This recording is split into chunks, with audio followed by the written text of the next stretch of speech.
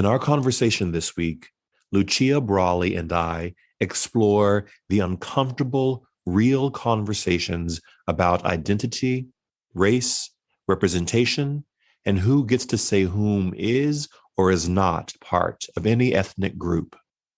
We live in a time when centuries of racial and ethnic oppression in America are being confronted head on as people of all backgrounds demand to be included in the story of America. The outcome of this current moment remains TBD. However, Lucia remains sanguine as we face the uncertainties that lie ahead. As she says, the American story is such an intricate tapestry of all of these different cultures coming together, and we're so much more connected than we realize.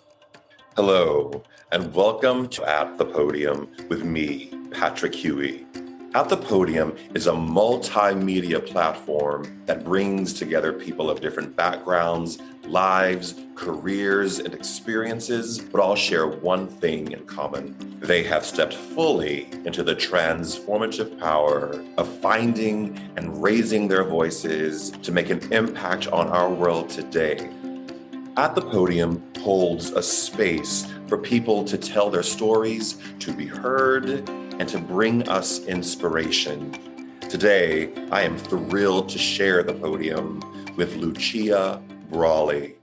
Lucia Brawley is the Chief Creative Officer and co-founder of AMP Global Technologies, which powers the Take Back the Mic app, which recently launched in tandem with the TBTM Interactive Festival, featuring Deepak Chopra, Baratunde Thurston, Nadia Ike, and other global luminaries. She is the writer and an executive producer of The Mic Africa, which won both a gold and silver Telly Award opposite companies like HBO, Disney, Netflix, and Al Jazeera, and generated 825 million media impressions in its first year alone. Lucia organized for both Obama presidential campaigns, growing a team of 4 volunteers into 2,000 members and helping candidate Obama win California's 33rd congressional district by the largest margin in that state's primary.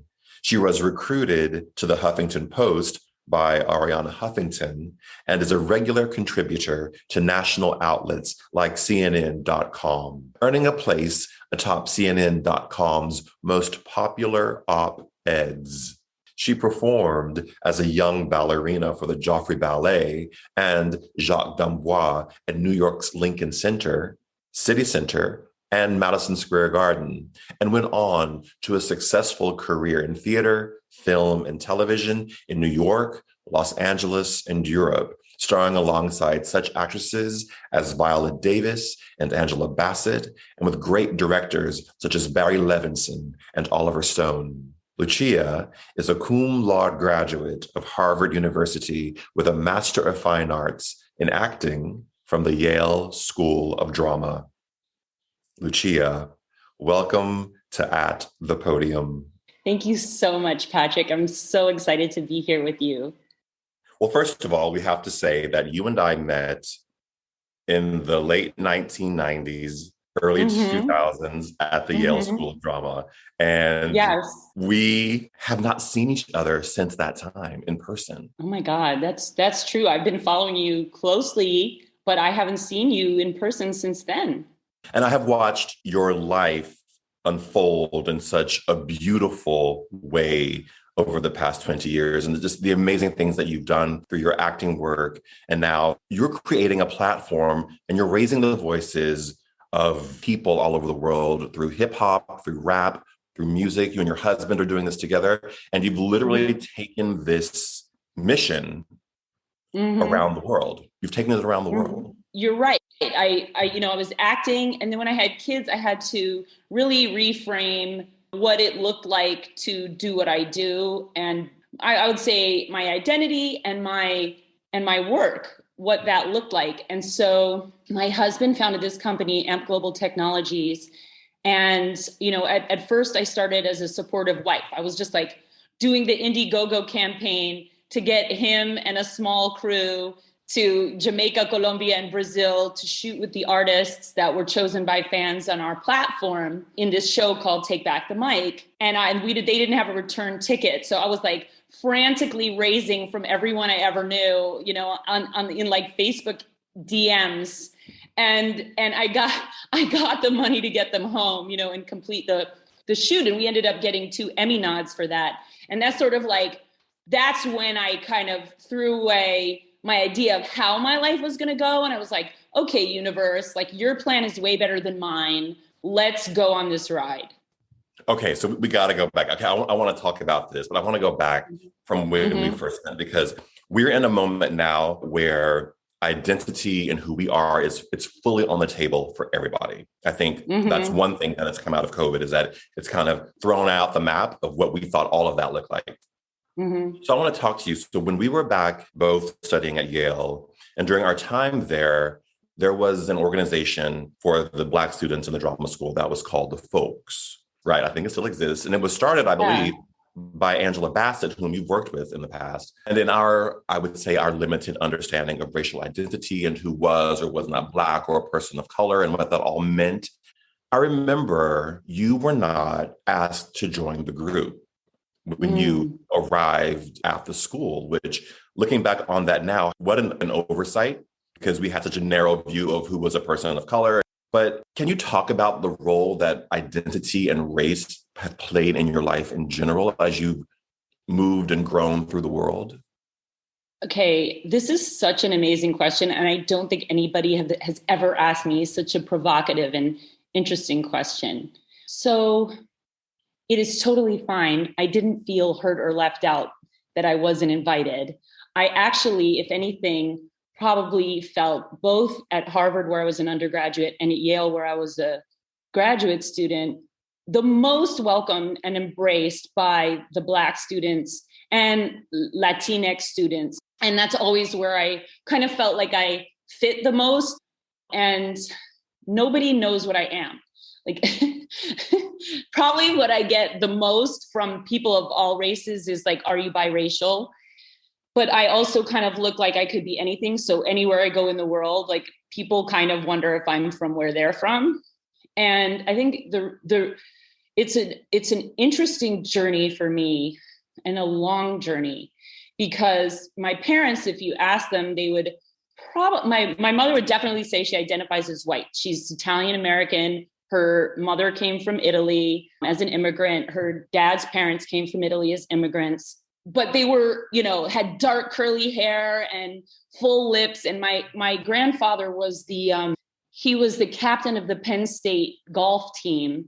And he actually came up against racism very starkly, like when certain colleges wouldn't play his team because they said that Penn State had an N-word for a captain on their team. So that was very painful for him. So, you know, that's just to show you how kind of ethnically ambiguous even the Italian side was. And if you talk to my dad, he's like, hey, I'm Mexican and Irish. But his dad couldn't get a job in the Depression with his original name, which is Ernesto Robles. And so he changed his name to Ernest Brawley, because at the time in California, if you look back at the history in the Depression, there was Jim Crow in California for Mexican people. They had, you know, different bathrooms, different water fountain, different schools. The schools were dirty and run down. You know, they were deporting American citizens of Mexican descent to Mexico, and they hadn't even ever lived there. Their family was living in Arizona, New Mexico, and Southern California and Texas for generations. In that context, I can understand why he tried to pass, because he wanted a job. He didn't want to get deported. He wanted opportunities.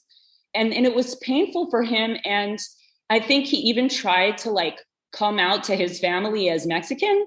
And they were like, oh no, we're not like that. You know, so I can give him some grace, because I can only imagine the pain that he was feeling hiding his identity. Ironically, he married this young woman named Helen, and her dad was like from Louisiana, and he was just an out and out racist, like use the N-word, like nothing, you know, just was as racist as you like. And my dad did his DNA. And it turns out that grandpa, my dad's grandpa, my great grandpa, was mixed. It explained a lot. So it's just ironic because I feel like, and then we also have indigenous roots, both north and south of the border. And then we have roots from England and Ireland where they came over in the 1600s.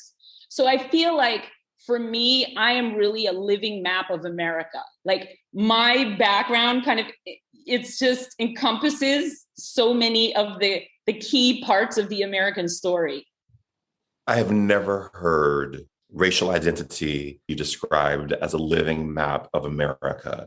And I think that is really a beautiful testimony of the very complicated, complex history of growing up in America, where it was a convergence of so many different people and ethnicities. And even if you're talking Italy, I mean, it's so close to Africa, and Spain being so close to Africa, that those influences are quite prevalent, if not even known, within the people who live there. Our view of who is a person of color, our view of who is Black, still needs to be expanded as our view of what race is and ethnicity is and identity is continues to emerge and develop past this sort of like binary experience that has been American for 400 years, which is just Black and white. And that within that, there's this beautiful map of America. It's so true. And it's hard sometimes when you don't know where you fit in. You hear this so often. So many people struggle with this. Where do I fit in?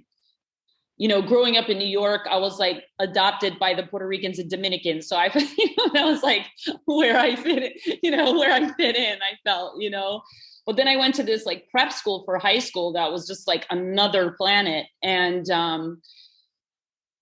it's such a long, I could write a book, or like, I'd love to do like a TV show about it, because the American story, as you say, it's such an intricate tapestry of all these different cultures coming together. And we're so much more connected than we realize. And then it becomes even more rich as I get into my adult life, because my husband is from Ghana, West Africa. He was born there. And then he immigrated to Brooklyn as a kid. And then he was raised in the Middle East. And then he came back for college, and he's like Regina Bain. He founded the Black Men's Forum at Harvard. He helped found the Black Alumni Association. Yes. He founded the Celebration of Black Women, and all those still exist to this day. So we have these little girls that are, Ghanaian, Italian, Mexican, Irish, and they are like so comfortable in their own skin and so proud of who they are. And they're growing up all over the world, in the US and Africa and the Middle East. And I feel really happy for them. And I feel really happy to be in this family that has such a rich tapestry. And I've learned so much from the Ghanaian side of the family. Like now I'm not so worried about like, where do I fit in? But I find my tribe of people where I feel like I belong. And it doesn't matter where they're from. And that's interesting because you're a trained ballet dancer. You studied you danced with Joffrey. You attended Harvard. You attended Yale. And this was at a time when there wasn't an expansive view of all of this. I'm curious what your experience was moving through these institutions and how you situated yourself to come out so that you had self-confidence, you had a sense of purpose, you had a sense of identity, oftentimes when that wasn't given to you as a unifying, as an organizing principle through the institutions and the worlds that you were existing in. I mean, that is real talk.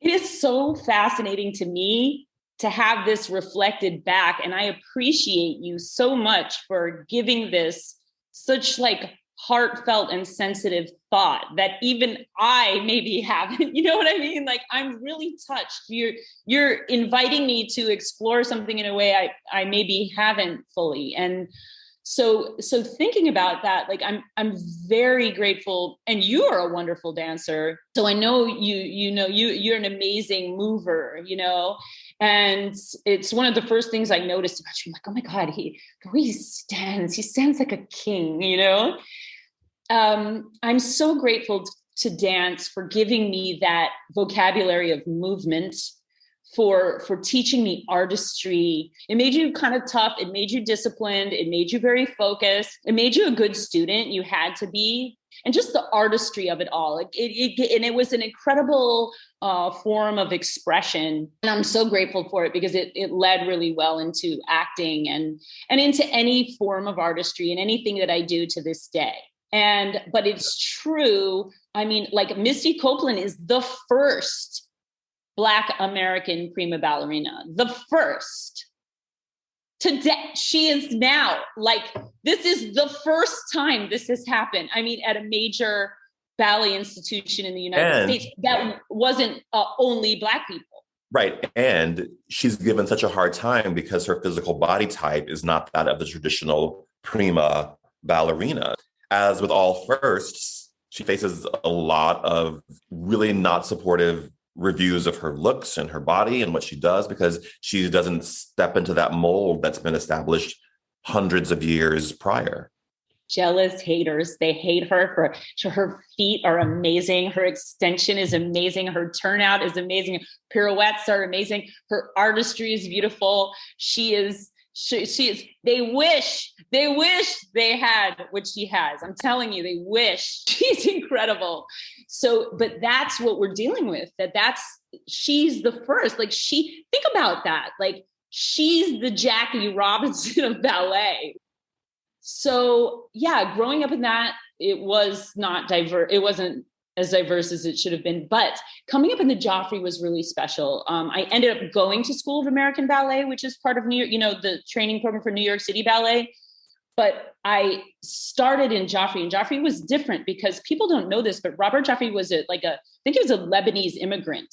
So he wasn't the standard, and he was I remember meeting him as a child. He was very like warm and embracing, and he had dancers that didn't all look like tall. They weren't all tall and skinny. And there was one, Beatrice Rodriguez, she was Puerto Rican.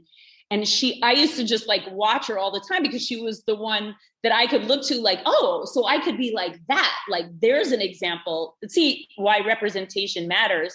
I looked at her and I thought, there's an example of somebody, and she had so much soul and passion. She was so riveting to watch. She was so amazing. Thank God for that. And I'm so grateful for Misty Copeland busting open the door for so many other little girls, But I have to say, I would get the gypsy part. And then even when I became an actress, it was your roles are so it was so much of the maid named Maria. I was like, how about Marisol or anything that is not Maria, but it's, this is a note to white writers out there. If you write a role for a Latina, please look up some names other than Maria, please.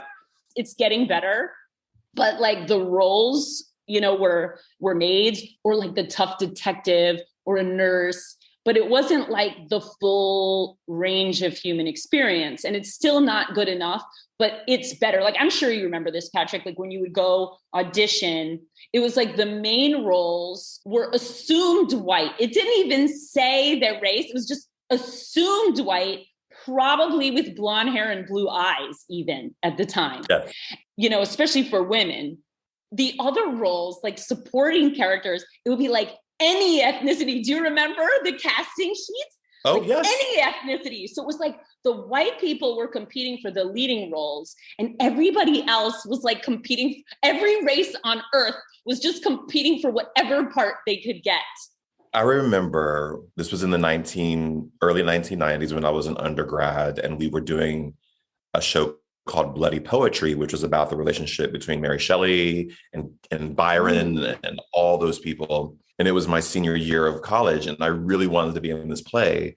And I remember we had very serious conversation about, could a Black person play an historically white person in a play, which cut to 2015, 2016, when that is the unifying principle behind Hamilton, that it is all of our stories, and we express that through multiracial casting. And listen, I hold no animus for those conversations because that was the time that we lived in. That is not, and those people that I have those conversations with are still my friends today. But it contextualizes this conversation that we're having in a way that I hope it makes it real for people that I'm 51 years old. I was having that conversation literally 30 years ago, which if you look at the span of history is a blink of an eye, where I was having legitimate conversations about, can I, as a Black person, play Shelley? And how many white men have played Othello? This is the context this is the framework that we exist in and that we are trying to reimagine. And this is really the real reason behind it. And you really touched on it, is that representation matters and that people need to look up and see people who look like them, who believe like them, who live like them. And this is what makes things like what's happening in Florida with the Don't Say Gay and the banning of the books in America right now so dangerous, is because we're removing what has taken years to build into place to have the voices heard. And now those things are being taken away because it's politically expedient to do so. So I think that's why I'm loving this conversation with you, because I think you're the living embodiment of what it can mean when a person looks up and sees a ballerina who looks like them. You know? Patrick, this is so real. And I have to say, sadly, this is we left America for reasons of, we were pursuing something that we knew we could find elsewhere.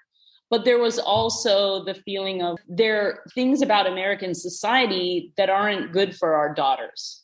Everything from the educational system being very, and sometimes it's obvious and sometimes it's very subtle, the way they steer Black kids into lesser opportunities or make them feel marginalized.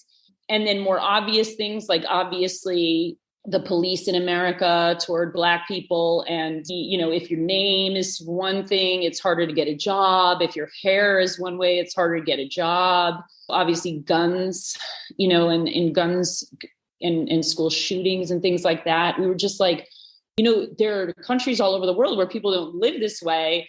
Why would we subject our children to that? And I hate, I'm somebody who's always fought hard to try to help create the America I want to see. But, with my kids, I'm just going to let them be where they're free, and that's been amazing. And it's amazing to watch them develop their sense of self free of all that, even though they're aware of it. It's not like we don't discuss it. They understand it, but they also understand that there's an alternative. And we've also carefully curated their lives with representation. Like I made a wall full of, sisters with afros so they can know how beautiful their hair is, and like just see women who look like them. Like they play tennis, so they watch a lot of Serena and Naomi Osaka. And we carefully curate their lives in a way that allows them to see that representation so they know there are no limits on who they can be and what they can achieve. It's so fascinating that you say that, because I remember when I left America for 5 years and lived in the Caribbean and lived in Asia. And it really was an eye-opening experience for me. But I remember moving to Jamaica and I had to completely recalibrate my sense of who I was, because I was no longer a minority. I was no longer looked at when I walked down the street. I no longer had people cross the street when I walked past them. And I had to reshift my entire lens of myself to not have a minority mindset. And it was the most empowering moment to be able to do that and to be judged on things other than just me being a Black person. Now, listen, every country has their issues. We can talk about the color line and being lighter and being darker, but I think what you're giving your daughters is a real gift, because it's going to give them a sense of who they are without the weight of the yoke of low expectations being placed on them, which often happens to Black kids and kids of color in America. Absolutely. And I'm so glad you got to have that experience in the Caribbean, where even though it's, maybe it's not perfect, but it's different. it's a better experience to feel you are part of the majority and you are accepted and you belong, right? And the society is for you, right? It's for you. Right. Even though, Black people in America have created American culture. American culture is Black culture. It's just, but Black people aren't treated as equal first-class citizens, and to this day, and all you have to do is look at the voting rights, being squelched and on and on. But I think what's also really powerful is that being married to a man from Ghana, there is a feeling of he didn't grow up. It wasn't until high school that he actually really experienced racism. And so it came as a shock to him, and he never accepted it because it wasn't like it wasn't like something he had just lived with. And Ghanaians are very proud people. And there's a saying that the whole country says, it's Jinyame, and it means no one is greater than I except God. All things change except God. It's except God. So Ghanaians walk around like with the feeling like no one is greater than I except God. Yeah. Which of course is true of all of us. Why is another human being who's like born, ages, and dies, why would anyone be greater than any other? No, it's only God is greater. Only the creative consciousness is greater than you or me or any one human being. And if we can all I think part of the problem in America, like when you see the white curriculum that is like embarrassed or afraid to discuss the realities of white supremacy in America, that's their shame. That's their shame. They're so ashamed. They can't look at it. The Germans, to their credit, look at it, look at what they did. But America, it doesn't want to look at it. And so that inability to look at and take accountability for it prevents healing. I would argue that the worst spiritual trauma is actually perpetrated by the white people on themselves, because Black people are, yes, dealing with this, and there's self-imposed racism, and there's all these things that happen. But at the end of the day, that African culture that was there hundreds of years ago is still there. All you have to do is listen to the music and watch people dance and look how people interact with each other. And it's more of a collectivist, community-oriented kind of culture, very matriarchal, all of that stuff is straight from, living in Africa, I can't tell you like how much I realize that Black Americans are Africans. And I think they don't know it because they haven't been there to see. But it's really true. And that beautiful spirit and culture has not been destroyed. You hit it on the head, Lucia, that until we can have the real conversations about what is happening in America, what has happened in America, and I think we're starting to try to have them. I think we're really trying to have them. We don't have the words yet. We don't have the trust between people yet. The healing can't happen. That impacts, obviously, Black people who have been on the receiving end of that, and people of color, but it impacts also the person who is on the other side of that. Because, it's very John Donne-esque. Like we're all connected. We are a collective. And, John Donne says that if a person falls off the face of the planet, it impacts me because I'm part of humankind. And I think what you're saying just really, it's powerful stuff. It really it resonated for me. What was that like for you? You moved to Africa. Okay, I want to talk about why you moved to Africa first. Tell us about Take Back the Mic. Okay, awesome. So we created this web series. That's the one that got the 2 Emmy nods for Outstanding Interactive Program. And it used our online platform to enable fans to choose who got on the show, who advanced in the competition, and who won. It's almost like if you took Anthony Bourdain and American Idol and put them together, except hip hop focused. So it's like rappers, singers, breakdancers, graffiti artists, DJs, selected by fans on our platform, which rewards fans for their engagement, for watching and sharing great content. So it enables artists and fans to work together to build a movement around that content. They basically came from the first year, Jamaica, Colombia, and Brazil. The second year, we added Mexico and DR, Dominican Republic. And those Emmy nods sort of attracted attention from other partners. And so basically, my husband being from Ghana, he was looking at, both reasons he wanted to leave America, but also reasons he wanted to return to the continent, because the continent is so full of opportunity right now. There's so much talent and vibrancy there. There's so many fast-growing economies there. The culture is amazing. I mean, just look how African music is blowing up with like Burna Boy and Wizkid and, Tiwa Savage and all these amazing artists coming out of the continent and, blowing up everywhere and collaborating with Beyonce and this one and that one.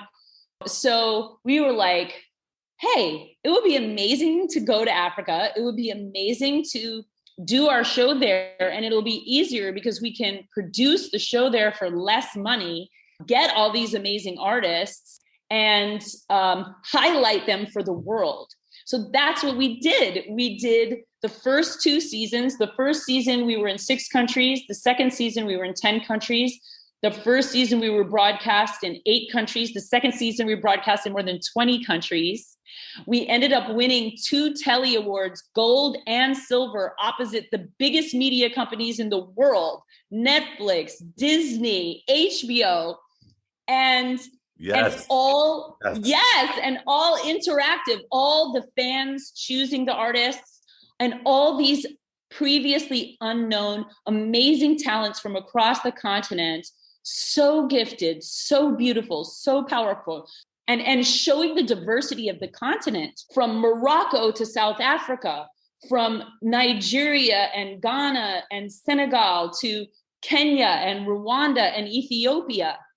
And what a magnificent, and I'll get on my soapbox and I will say this every day, Africa is the wealthiest continent on the planet. It's the wealthiest. They don't have gold in Europe.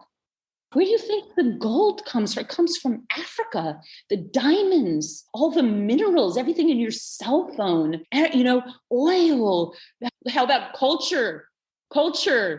And so there's this absurd upside down narrative that Africa is poor. Africa is the wealthiest continent in the world, always has been. Why it's been pillaged the whole time by everybody to this day. And so much soul, so much beauty, so much talent, so much to learn from Africans. And, not to say it's all perfect. I mean, there are people like everyone and there are problems like everywhere, but like the PR campaign for the West versus the PR campaign for Africa, And so part of our mission is like to do a PR campaign for Africa. Like we do these beautiful artist profiles by amazing filmmakers on the ground. So like the Rwandese filmmaker is shooting the Rwandese artists, like the, young South African filmmaker is shooting South African artists, the Senegalese filmmaker shooting Senegalese artists on the ground. And so you're getting a real perspective from that community, of their community. And then we do these explainers that are interwoven with animation and rotoscopy, where you get to see like all the beautiful, rich culture of Africa, not just ancient, but like what's popping now, like what is the youth culture today? And it's so fresh. And that's what we're trying to show the world and export brand Africa in a way that makes people understand, like, you need to come over here. It's, it's amazing. And so you were in Africa for how many years? We were there for 2 years, but we're still there. So Dubai is very much like a gateway to Africa. And furthermore, you know, Dubai gets really hot in the summer. So we'll probably be back in Africa for those hotter months. So it's not like we left. We are still very much rooted there, and we're working on, developing season 3 of the Mike Africa. We're also looking at, expanding it beyond Africa. So, and that's part of where Dubai fits in, because it's really the new crossroads of the world. Oh, Lucia, when I was reading your story and what I've watched all that you've been doing, it made me think of, you remember Pan Bandu, who was in my class at school? Of course. An amazing human being. Yes. He was our first episode that we released of this podcast, and he said something. And as I was, looking at your work and researching you, it made me think of him, because he talked about how we all get to be multi-hyphenates. We get to be many things. And I just think about you as a dancer, as an actor, as a creator of content, as a producer, as a wife, as a mother, as a daughter, and all of these things that you embody. And I was like, Lucia is the personification of a multi-hyphenate, and that you built this life that is literally not defined and prescribed by your gender, your race, your ethnicity, what you've been educated to do, what you should be doing. Can you talk about that? I think you hit the nail on the head. And this actually came up in the episode you did with Regina, where she talks about finding your joy. Yes. People are looking for themselves, like they want to find themselves, and I think for me, finding myself is about finding my joy. So what I would just say this to anybody, so you don't have to go through years of neuroses and turmoil. Like, it all comes back to Wesley at Yale. Showed us Joseph Campbell and follow your bliss. But there's something real to that. I think it's scary for people, because you think, oh, am I going to be self-indulgent if I just do what I want to do? But it doesn't mean you lose accountability and responsibility and service to other people. But we can be so imprisoned by what we've been taught we should do. This is what you should do. This is, you should, anything should, like now I'm like, should, I'm taking it out of my vocabulary. If I think about, what, like Marie Kondo, right? What sparks joy? Like what delights me, not should, because honestly, like, it delights me to cook a meal for my children. If I think as a good feminist, I should not like to cook for my children, for my family, or I should not like to, do dish, my husband is West African, sometimes he mops, but like, basically I do a lot of that. And I'm saying this to be real, that if I thought about should, then I would have resentment. But if I look at everything he gives me, instead of having a tally of he should do this and I should do that, instead of looking like, look at all the ways he protects me and the girls and takes care of us and, supports my dreams and supports my voice as a woman and encourages them to be so powerful. He teaches them karate. He teaches them music, that is so precious. He has his dad teach them Ga, which is their language from Ghana, that what he's giving to our family. If I thought about should, maybe I would miss out on all of that. If I should have stayed an actress, not that I wouldn't do it again, because I would, but if I should have stayed doing that, then I wouldn't have explored this, what I'm doing now. If I should have stayed in America, I wouldn't have gotten to live in this paradise island of Mauritius and then come to amazing Dubai, the city of the future. So more and more, even in terms of who we should and should not talk to or interact with, right? Let that all go and think about like what really nourishes your soul. That's your joy, and that's who you really are. And the more you allow that to emerge, the richer, more amazing and enjoyable your life becomes. And as I've learned, not so much It's not just the big moments, right? It's so nice to get nominated for an Emmy. It's so nice to win a Telly Award. It's nice to walk down a red carpet and get your picture taken. But it's not like everything in between. Let's just like rush to get there. I started to feel like, what am I racing toward? Who am I racing for? What am I racing from? Why am I racing? Why am I racing? But if just a simple thing of like chopping carrots to give my children a healthy meal, or tucking them in at night, or letting them show me a picture, or watching these artists that we've put on TV, have their moment where of victory and glory and showing the world their remarkable talent, or just spending time with a friend and laughing. Those are the moments that when you look back as an old person and you look back and you're like, that's where like the good stuff is, It's so funny. You said that. I was with a colleague and she was having a particularly difficult day at work. And I said to her, you know what? When you're on your last breath, you're not going to be thinking about this thing right now that's causing you so much pain. And I said, it's not because the thing that you're doing is unimportant, but it has a place.